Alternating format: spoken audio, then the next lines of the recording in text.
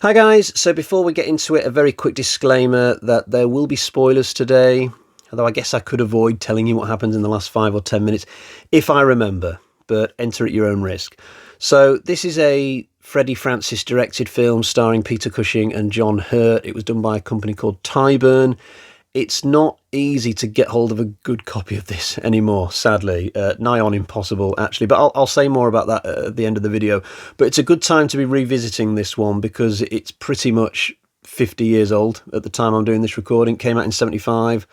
We're now into 2025. I've personally got a long history of watching this one. I saw it probably at least 3 times in the 90s alone. It's one that always seemed to come on British television, and I developed quite a liking for it, and I've watched it occasionally ever since on whatever medium I can find it. To give you an idea of the plot, so we start out at this posh house party somewhere in Devon or Cornwall. There's a bunch of youngsters in fancy tuxedos and they're all drinking champagne. It's a very upper class sort of do. No riffraff allowed, clearly. I probably wouldn't get in. To cut a long story short, 2 couples end up challenging each other to a motor car race. The idea is that it's going to be the first couple to get to Land's End, which apparently is 200 miles away from where the party is taking place. And they want to do this race after an entire night of drinking. But this film is set back when motor cars had just become a thing, so presumably drink driving had not yet become a concept that anybody understood, clearly. But the cars in this film look absolutely ancient. They're the sort of vehicles where you have to stand in front of the bonnet and crank them up to get them going. They look absolutely pathetic compared to today's cars. But anyway, these 2 couples, they set off on this race, but after just a few miles they get lost in the fog and they end up driving into this huge area of just marshland, and there's no human beings in sight. And they end up coming across a house in the middle of nowhere owned by Peter Cushing, who lives there with his housekeeper and his groundskeeper. And also they've got the Ghoul locked up in one of the rooms. Is it a man? Is it something more? I'm still not sure, even after like countless times watching this movie. So this thing is going to be a big threat for our 4 protagonists as they stumble Texas Chainsaw Massacre style into this building. And I guess that's just about the nuts and bolts of the story. We don't get an awful lot of the Ghoul. In fact, this movie could have been called The Groundskeeper because he's also a villain, and yet we see way more of him. But the Ghoul is meant to be the big bad, and I guess as this story progresses, we gradually see more and more of him, or it.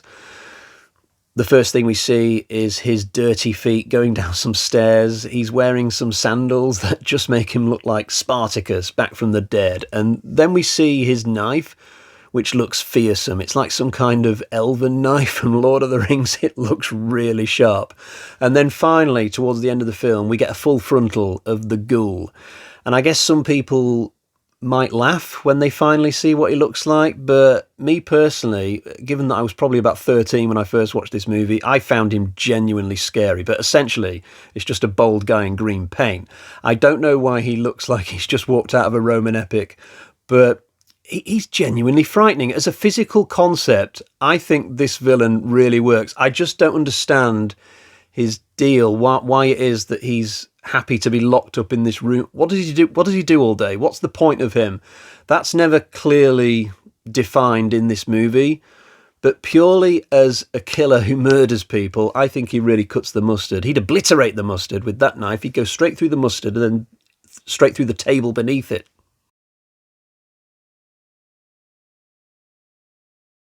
The backstory of the Ghoul is not great. So at one point, Cushing tries to tell the tale of how he ended up going from the Himalayas to Devon, but this yarn has got more holes in it than one of the Ghoul's victims, I guess. So Cushing mentions a guy with 3 wives that he met over there, and there was another guy, and then Cushing got invited into some kind of secret religion. And maybe there's a couple of details here that I've missed out, but whenever I hear him telling this tale, my brain just can't compute it. It goes in one side and straight out of the other. Somehow he ended up moving from the Himalayas to Devon with the Ghoul, and he took some woman with him who ends up becoming his housekeeper in this story. And if the backstory could be said to be a weakness of this film, then this character of the housekeeper is another. I just don't really see what her motivations are in this story, unless poverty was so bad where she came from, then living under Cushing's roof in Devon would be seen to be a massive improvement for her. But her functionality in the movie is to literally just wake the Ghoul up every now and again and look kind of mean. She's not a strong character, and her casting isn't great either. So I only found this out from a friend of mine the other day, but apparently this was a white actress who was painted for the film to look foreign, which is not a great thing. Why not just employ somebody more appropriate in the first place? I can forgive it a little bit because it's like the 1970s and times were very different back then, but yeah, it's still not cool, is it? But these four characters who live together, so Cushing, the housekeeper, the groundskeeper, and the Ghoul, there's not one friendship among these four people. They are effectively just four complete strangers from each other, really living in the same small space. I mean, this is a nice, elegant house, but it's not a mansion. It's a wonder that none of them have killed each other before our four protagonists turn up so we can have the film. John Hurt is superb as the groundskeeper, aka Private Rawlings. This guy is something else. He's a murderer, he's a sociopath, he's callous and calculated, wildly unpredictable. He's clearly escalating towards rape as this film goes on as well. The fact that he used to be in the army and deserted just puts the seal on him for me as a really great character. I can really get a sense of where he's come from before this movie starts and what sort of person he is, how much of a coward he's always been throughout his life. The male characters do very well in this film, actually. I really enjoyed the Billy character early on in the movie. And also, Ian McCulloch as Jeffrey is very good as well. This guy basically becomes the leading man past a certain point. He's very authoritative, just the sort of man you'd want in a situation like this. The scene where he chases Rawlings into the swamp does so much for both of those characters at the same time.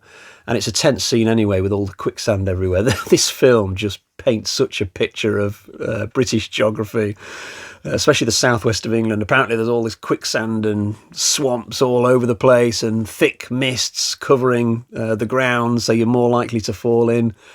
No, it's such a movie thing, quicksand. It pops up all the time in like old adventure films, like things like Tarzan and Alan Quatermain and pick your own movie, horror films as well, but it's a lot harder to find in real life. Maybe if you searched hard enough around the globe, you might find what passes for quicksand, but the idea that it's all over the place, just absolutely ludicrous. Like the characters at the start of this film, they find Cushing's house very easily, but when it's time to leave, Cushing's like, oh, you'll struggle to get back to the road. Like, this house is surrounded by marshes. It's a wonder you found the front door, to be honest, and mists are rolling in all the time. Sometimes we can just be trapped in here for days. Oh yeah, like he really, he's really painting a picture of this place and how isolated it is.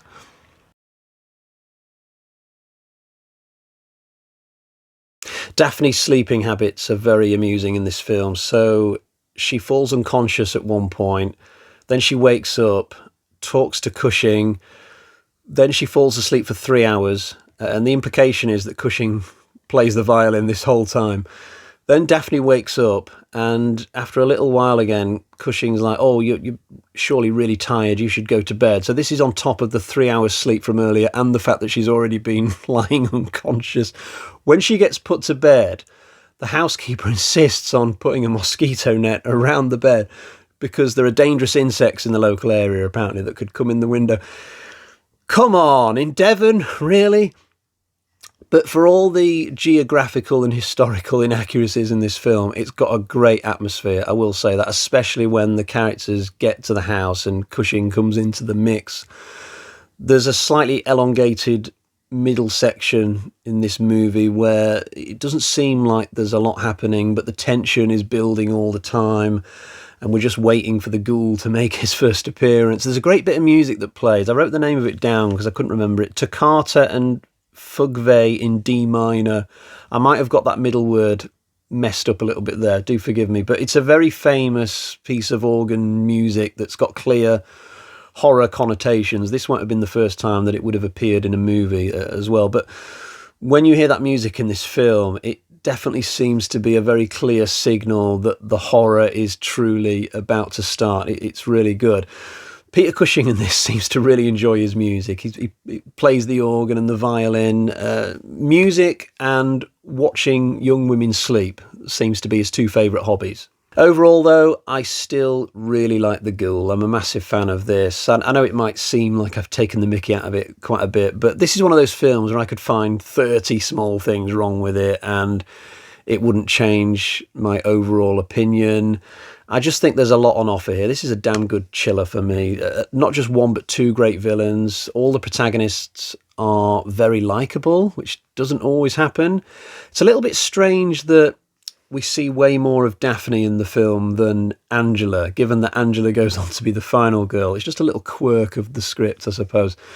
Angela is probably the only mediocre character among the protagonists. That's kind of weird. It's rare for a final girl to be the weakest character among all the good people, but it's not a big deal.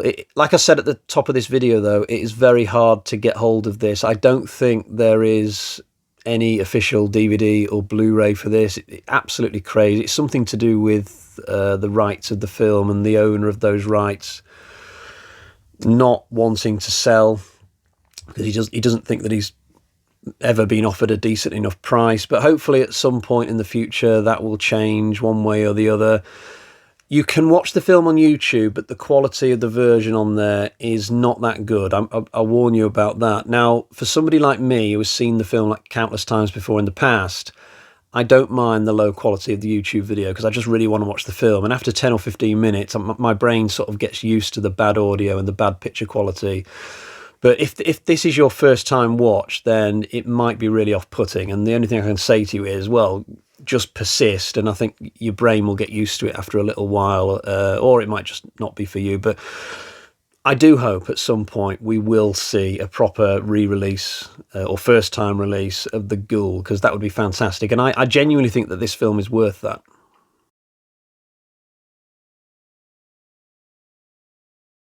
Right, it's time to get to the bag of terror and find out how I am going to score The Ghoul. So here is the bag of terror, and let's see what we've got inside it today. We have got 1, 2, 3, 4 Michael Myers carving knives out of 5. I really like The Ghoul. I think it's an absolute classic movie. And there we go. Right, I'll be back very soon. I might be back with a little top 10 rankings video for my next release, but I will keep the details of that under wraps for now. Until next time, cheerio, bye-bye.